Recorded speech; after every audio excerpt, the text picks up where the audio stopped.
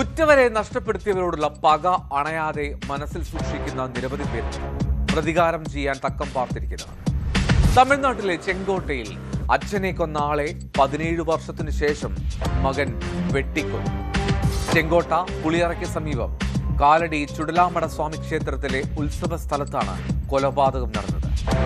തെക്കുമേട അങ്കൻകാലടി സ്വദേശി കാളിയാണ് കൊല്ലപ്പെട്ടത്. പ്രതിയായ അരുൺകുമാർ സർക്കാർ സ്കൂൾ അധ്യാപകനാണ്. ഇയാൾക്കായി പോലീസ് അന്വേഷണം ഊർജിതമാക്കി. കൊലക്കേസിൽ ശിക്ഷ കഴിഞ്ഞ 2 ദിവസം മുമ്പാണ് കാളി ജയിൽ മോചിതനായത്.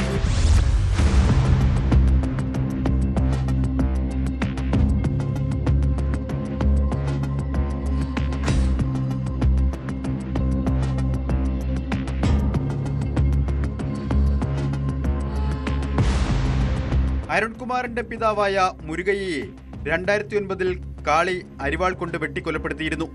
കൊലപാതകത്തിന് ശേഷം ഒളിവിൽ പോയ കാളിയെ പോലീസ് പിടികൂടുകയും കോടതി ജീവപര്യന്തം ശിക്ഷിക്കുകയും ചെയ്തു. ശിക്ഷ കഴിഞ്ഞ് 2 ദിവസം മുൻപാണ് കാളി ജയിൽ മോചിതനായത്.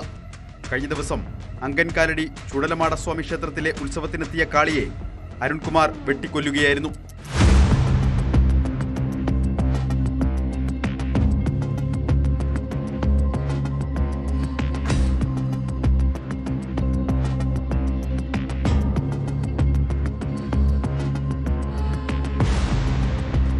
പതിനേഴ് വർഷമായി മനസ്സിൽ സൂക്ഷിച്ചിരുന്ന പക അതാണ് കൊലയ്ക്ക് കാരണമെന്ന് പോലീസ് പറയുന്നു.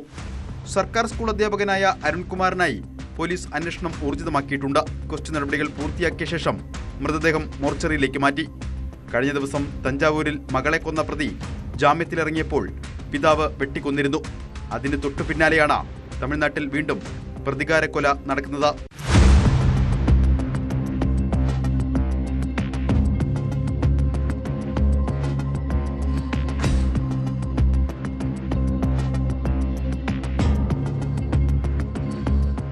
News 18 പുനലൂർ. കൂടുതൽ വാർത്തകൾക്ക് News 18 Keralam YouTube channel subscribe ചെയ്യുക.